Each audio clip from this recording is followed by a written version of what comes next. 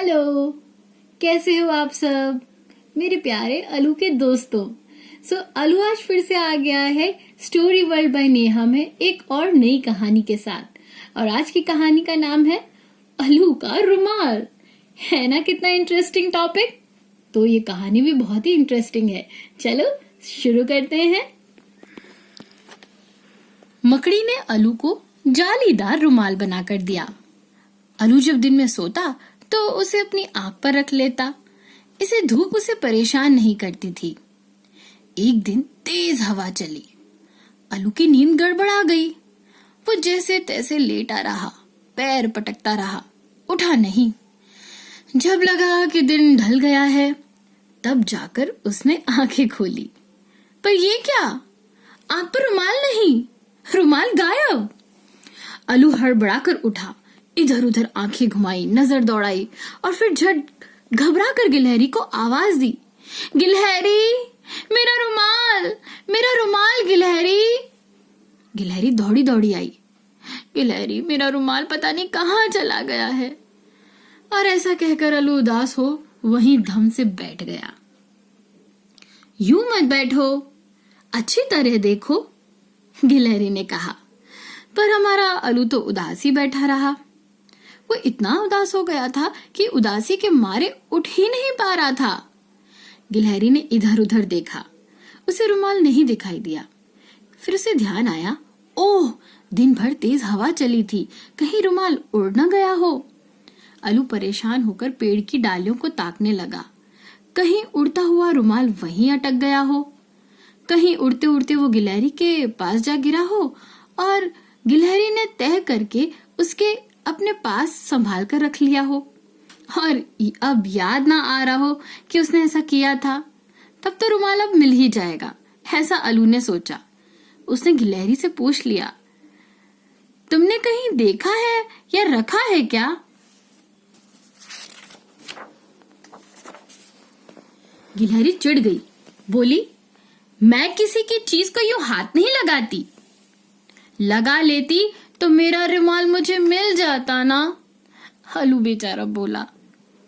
बची खुशी आशा भी खत्म हो गई और हमारा अलू उदास हो गया। गिलहरी से उसकी उदासी देखी नहीं गई। वो पेड़ की डाली पर फुदक फुदक कर रुमाल ढूंढने लगी। हवा तेज थी, हो सकता है रुमाल कहीं दूर जा गिरा हो। उसने ऊंची टहनी पर पहुंचकर इधर उधर देखा, पर रुमाल नहीं दिखा। नीचे खेरू खरगोश खेल रहा था। गिलहरी ने उससे पूछा, देखो कहीं नीचे अलू का रुमाल तो नहीं गिरा खेरू। खेरू खेल छोड़कर चारों तरफ देखने लगा, पर कुछ नहीं मिला। उसे दूर एक गड्ढा दिखाई दिया। हो सकता है रुमाल उसमें गिर गया हो। ये सोचकर उसमें रुमाल ढूंढने लगा, उसे और खोदने लगा। पास ही ऊंचा चूहा दौड़ रहा था। खेरू को यूं खोदते देख वो रुक गया और पूछा, क्या हुआ खेरू? खेरू ने बिना रुके जवाब दिया, अरे अरे, अलू का रुमाल खो गया है। अलू का रुमाल? ऊंचा भी ढूंढने लगा। गिरे हुए पत्तों के नीचे उसे भी एक गड्ढा मिला। उसमें रुमाल ढूंढते ढूंढते उसने सुरंग बना डाली। उधर टहनी पर बैठी गिलहरी अलग परेशान हो रही थी। उससे घर लौटती चिड़ियाओं को देखा और उनसे पूछा, अरे चिड़िया, कहीं तुमने अलू का रुमाल देखा? अलू का रुमाल खो गया है। हर चिड़िया उसे आसमान में देखने लगी। वे सब अलग अलग दिशाओं में उड़ पड़ी, चारों तरफ फैल गई। कोई ऊपर देख रही थी, कहीं रुमाल अब भी हवा में उड़ रहा हो, कोई नीचे देख रही थी, कहीं रुमाल किसी पेड़ या झाड़ी में कांटे में अटक न गया हो। तालाब किनारे खड़ी तकवा बतख ने भी उन्हें यूं उड़ते देखा तो पूछ लिया, क्या हुआ, घर क्यों नहीं जा रही? उड़ते उड़ते एक चिड़िया बोली, अलू का रुमाल खो गया है, तुम भी देखो कहीं तालाब में तो नहीं गिरा। तकवा झट तालाब में कूद पड़ी। कहीं रुमाल पानी पर तैर रहा हो या कमल के फूल में फंस गया हो या कमल के पत्ते के नीचे हो या कमल की टहनी से कहीं लिपटा हुआ हो। कितना ढूंढ रहे हैं ये सब। उसने कछुओं से कहा, जरा हिलो डुलो, तुम भी देखो, शायद रुमाल मिल जाए। मेंढकों ने सुना, वो छप छप कूदने लगे, रुमाल ढूंढने लगे। शोर सुन मछलियों ने पूछा, क्या हुआ, हम भी सुने। पर मेंढक क्या कहते, सभी का कूदते कूदते दम फूल रहा था, बोल ही नहीं पाए। तबका ने मछलियों से कहा, देखो ना तुम भी, आलू का रुमाल खो गया है, ढूंढो कहीं तालाब में ही ना हो।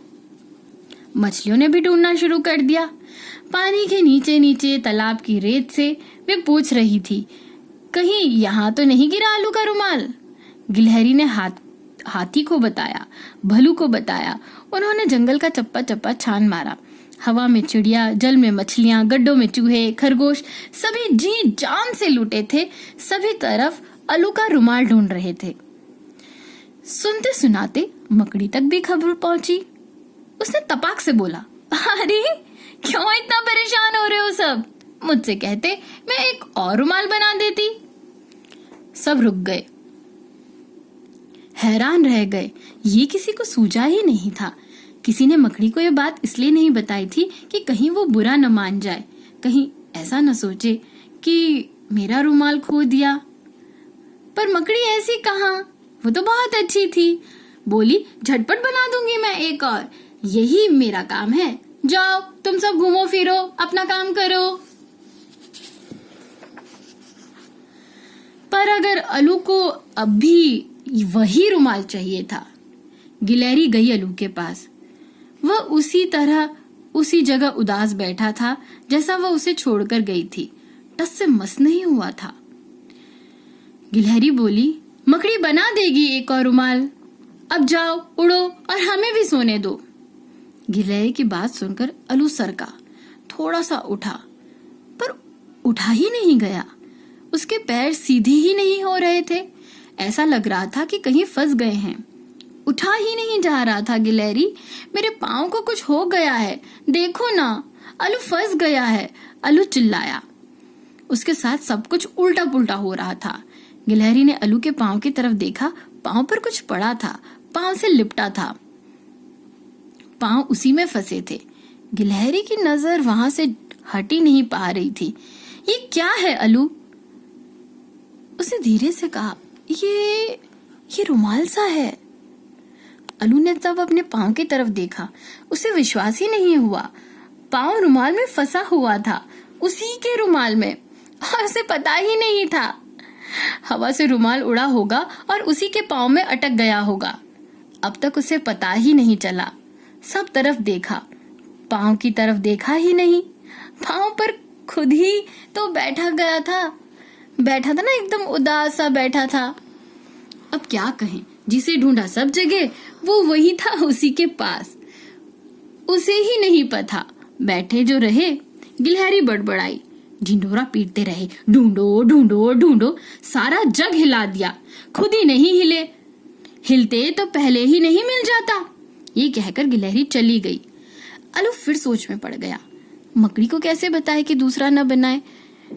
रुमाल मिल गया, उसी के पास था, पर बताना तो पड़ेगा ना, वरना एक और बना बैठेगी, एक और, तब अलू के पास 2 रुमाल हो जाएंगे। वो घबरा गया, 2 का क्या करेगा, एक ही नहीं संभल पा रहा है, 2 हुए तो और मुसीबत हो जाएगी। अलू उड़ा और उड़कर चला गया मकड़ी के पास।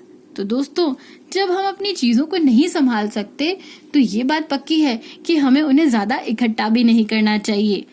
तो अच्छी लगी ना कहानी? ऐसी ही नई कहानी लेकर मैं फिर से आऊंगी स्टोरी वर्ल्ड बाय नेहा में आपके पास। Till then, bye bye, take care.